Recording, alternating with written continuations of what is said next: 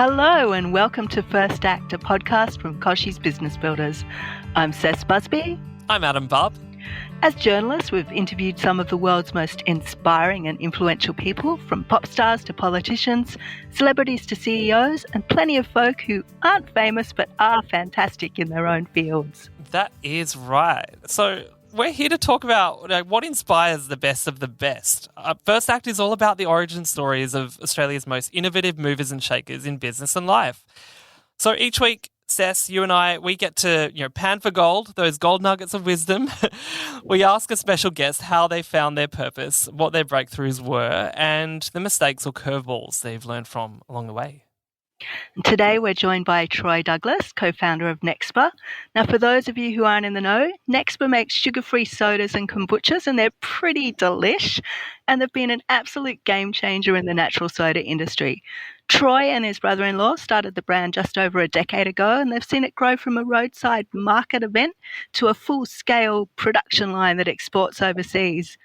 But being a soft drink mogul, I think that was probably never the original plan. And Troy's path to entrepreneurship is a bit of a zigzag, including stints in marketing and a law degree. So he's here to unpack his journey with us today. Troy, welcome to the show. Cess and Adam, thank you. That was a very nice intro, and I hope I can share some exciting insights over this chat. I am sure you will, because you have such an interesting background. We're thrilled to have you on First Act. Now, we always start with a question we call the First Act icebreaker, which is pretty appropriate because we can put that ice in some of your natural sodas afterwards. But your icebreaker for today is, you have one album you can listen to for the rest of your life. What would you choose and why? Oh my goodness. I have to say the first thing that came into my mind was, which may be embarrassing, but I think it's Adele, and I don't know if that talks to Adele 21, which is terrible. But I think I just look back in my life and when there's been particular painful points and experiences, I've loved playing some Adele and being comfortable with having a bit of a cry, but ultimately I think it's led to some really great growth. So that's why I picked Adele. Wow, that is a good choice. I thought you were going to divulge some kind of guilty secret there, but Adele's pretty, Yeah. Don't think you need to feel shame about Adele.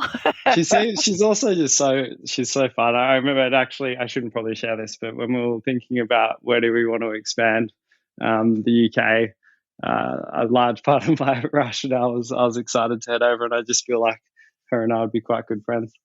Okay, so you only expanded into the UK so that you could try and get in the same room as Adele at some point. That is the whole mission behind your business. I think it was a good nugget of I think it made sense to go to the UK. But anyway, we totally digress, and my credibility is now running. So let's get back on top. I think we can consider the ice broken. All right, well let's get into chatting with you about your first act. So Nexba is a challenger brand. Have you always had that kind of rebellious, go against the grain streak to you? Yeah, I think ever since I was a kid, I think curiosity and being comfortable with being different is something that I've always enjoyed. I think my parents would probably share that I was, at certain times, I probably wasn't the easiest child, but I always just wanted to have purpose and reasons to lean into the things that I enjoyed. I guess it has been ingrained. So what kind of role did entrepreneurship play in your life growing up? You mentioned as a child, purpose was part of what you did. It was kind of ingrained into you, but was entrepreneurship as well? Were you the kid with the lemonade stand out on the street going, buy my lemonade?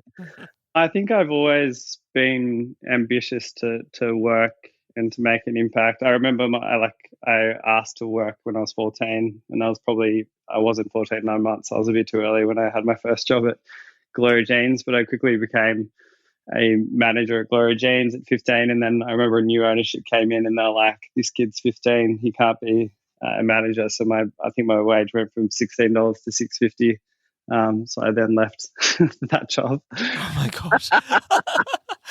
It's so funny. You hear these random stories from people who have started their work journey actually before they were legally allowed to. I hear these all the time.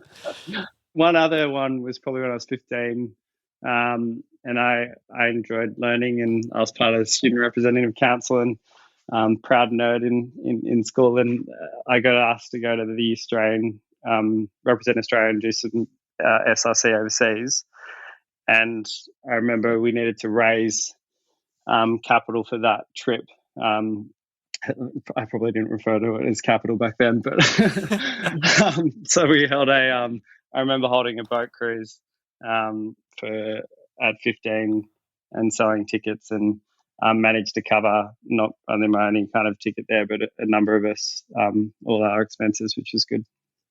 So that entrepreneurial streak was definitely there. I was actually just going to ask you about that time at Gloria Jeans and becoming a manager. I mean, at 15, what did you learn from that time, and how has it sort of impacted how you approach business today, if it has at all? Yeah, no, I think it definitely has. I think every experience, it's important to kind of reflect on even, what did you learn from working or being in a certain position. I think Gloria Jeans led to when my wage dropped dramatically. I then went and got a job at Coffee Club, and then Event Cinemas. And I think at each of those franchise / very well known and big businesses, I learned a lot about process and how you can inspire. At the Event Cinemas, I got asked to go and do some head office stuff, and we created kind of the Monday student. I remember we did the Student Mondays campaign, cheap tickets on Mondays, and that kind of came to life. And I think it just constantly, I was always interested in learning and being challenged, and I think that led myself to when I went to uni, studying communications and law, and just always being constantly wanting to meet and be inspired by people that have had really great experiences beyond my own. Now, you mentioned you studied communications and law at uni. Did you kind of have a clear picture of what you wanted to do when you graduated, or has that evolved along the way? Yeah, I think it's definitely evolved. So when I did the communications, I was fortunate to meet Sharon Williams, who came and did a guest lecture, and she inspired me about marketing. So then I remember at the end of the lecture, when I asked her if I could have a job, and she ended up letting me have a job. And I became kind of part of the tourist marketing for a few years, learning about different brands and businesses' marketing strategy. She's an incredible connector, and she inspired me to reach out to people who I would think wouldn't want to have a conversation. So I kind of learned to use LinkedIn and to reach out to people that have been the former CEOs of Coca-Cola or all these big businesses, just to simply try to understand how they got to where they are, and then in my own kind of universe and my business partner Drew, what could we learn from that in the passion that we're trying to build? Yeah, there. To your question around, I guess, experiences and work, I then really wanted to. I could see myself maybe being a lawyer, so although I was definitely I fell into being getting offered a job at A&O as a paralegal, simply because I reached out to a partner at the firm, and in that partner's experience over 20 years, he's only had a handful of people reach out direct, and he was somebody that taught me a lot about the industry and shared his experience, and I really valued it. And he ended up, after the coffee, being like, "You're the least prepared person for an interview that I've ever met." But he gave me a job, and then I remember getting a call from him because I had to send my resume and create a resume for this kind of paralegal role. And this is a funny story, and I can't believe I'm saying it out loud. But I remember him calling me going, "Troy, I'm not sure you've got the attention to detail that you're necessarily going to need, because in my reference of what I studied, it was meant to be public, but I had written pubic communications." Anyway, but I got the job and I got the experience, and at that point we were already starting Nexba, and it was only a matter of time before I fully went into where we are today. Yeah, so sounds like conversations and connections made a really big impact on your journey to entrepreneurship. And that kind of brings me to Nexba because that was spawned, from my understanding, over a bevy at the beach. Can you tell me a bit more about the moment your business partner, who's now your brother-in-law, Drew, how he came up with that idea for a sugar-free drink? And what was it that inspired you to join him in this mission to change the world and get rid of sugar from sodas?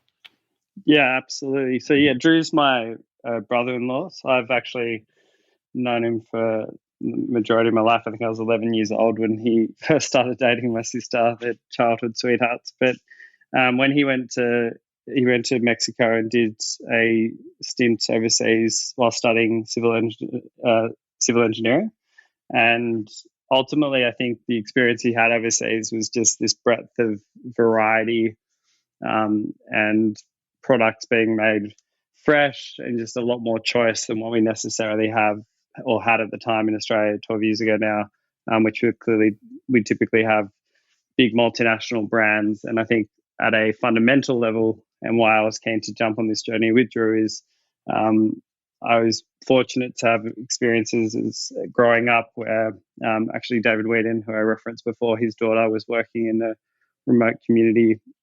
She's like a sister in my life, and I got to experience and go there and see how negative the impact of availability of really bad products is having on people's health. So I think it was clear when Drew said, "Hey, do you want to jump on this journey and create a better for you and healthy products?" We began in iced tea, and iced tea was very simply two big brands, both packed with sugar and the same flavors in the same format. So it was, how do we make a difference in that category? And it's since evolved in a really big way, so that now Nexba is about being the number one naturally sugar-free brand, and we're underpinned by effectively what took us 6 years to create, which is Good Sweet. And that's our IP in the natural ingredients that are able to maintain great taste, because taste is needed to get consumers to enjoy.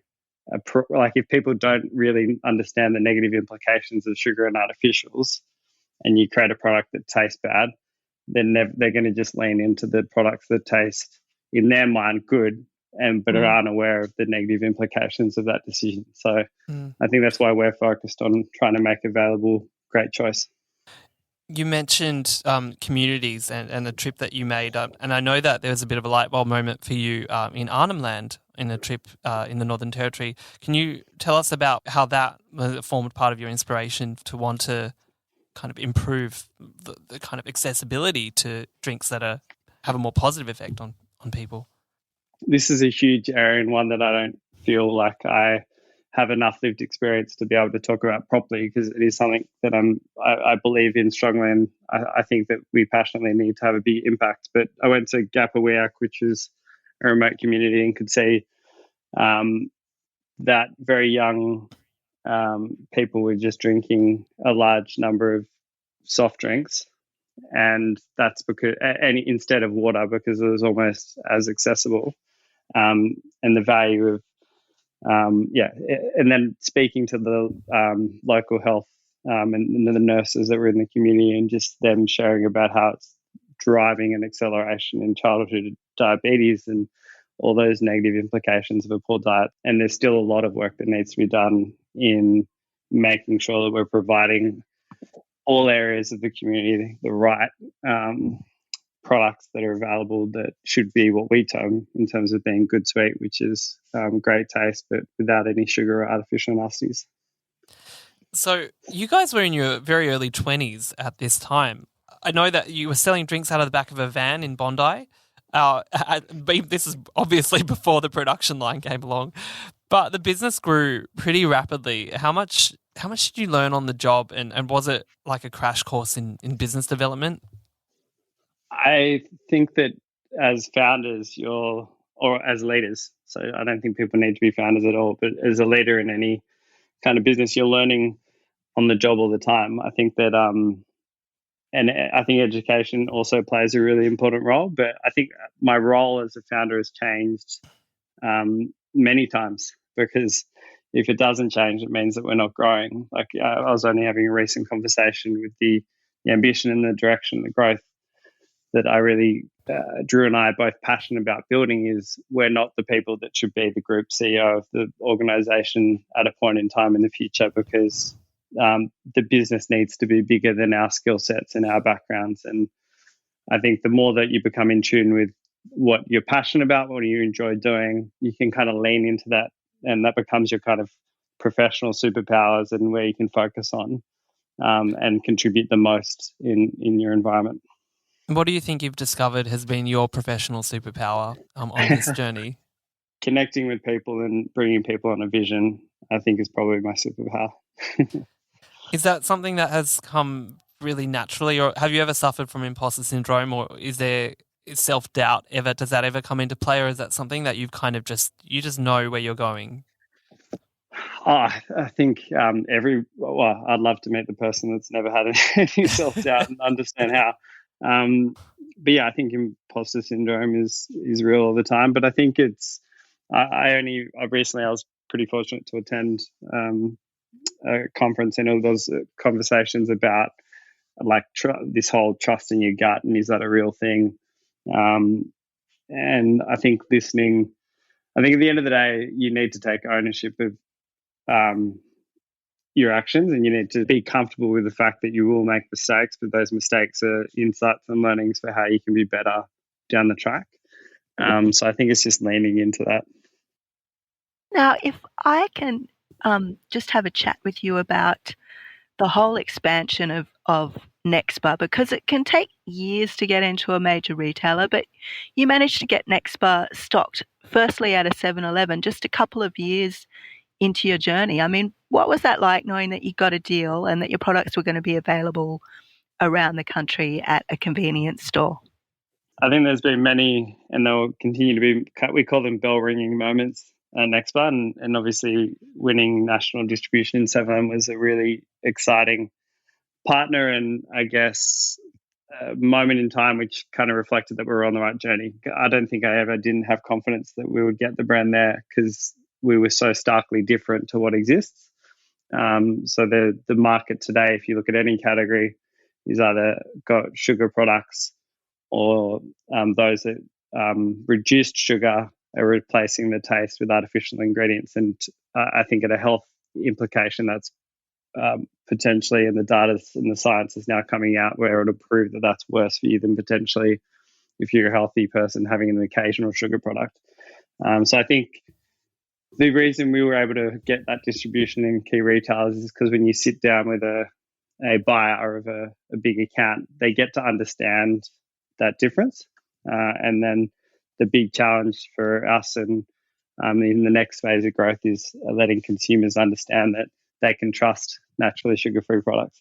You've mentioned the next stage is getting the consumer trust, but that's a lot of consumers to get their trust going as well, because you're now not only in 7-Eleven, you're in Coles, you're in Woolies, there's national distribution, Nexba's global operation, you're in Sainsbury's in the UK, you're in South Korea. I mean, what, apart from getting the consumer trust on board, what has been, in terms of the business, the biggest challenges in scaling at such a fast rate and at such a great rate? Yeah, I think the exciting path for us is the education piece and scaling, because we've worked so in an industry where you've not got the significant capital of multinationals behind you. It is about, do you have a really great product difference and brand authenticity that consumers do love? And I think we've been very fortunate that we've got a lot of loyal brand advocates behind us, which allows us to scale.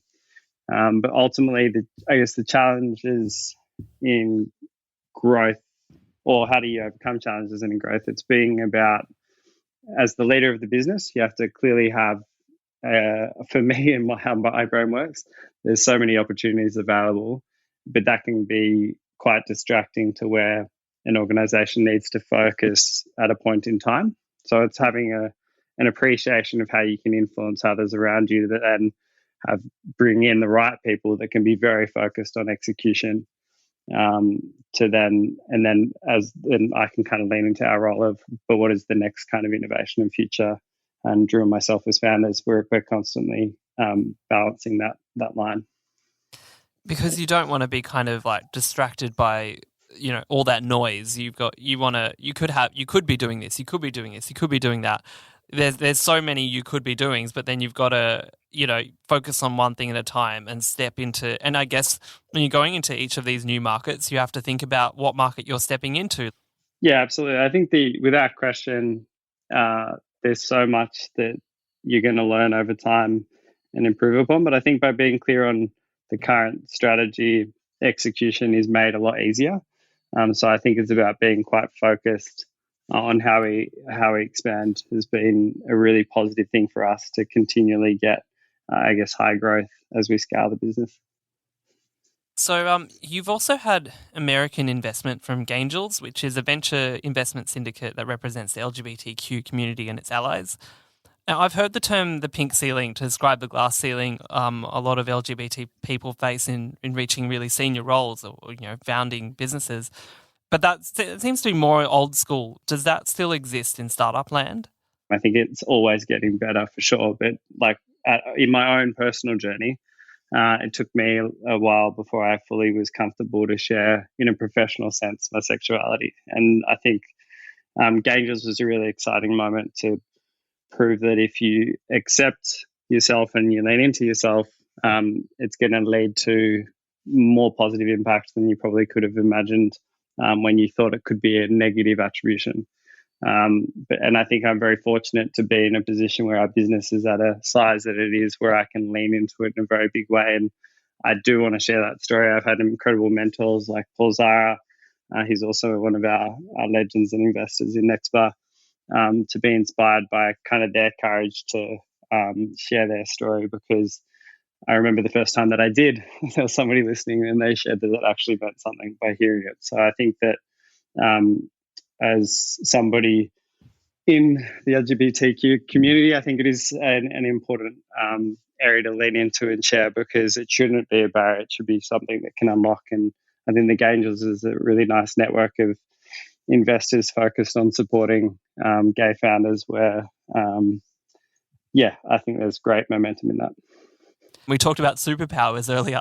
That is actually a superpower, and it's something that we want, more people in the LGBTQ community to be able to go, well, actually, I shouldn't be afraid of, whether someone's going to give me funding or withdraw funding, or whether, a supplier's not going to take my business on because of this. Like, they're not the kind of people I want to work with if that's how they are.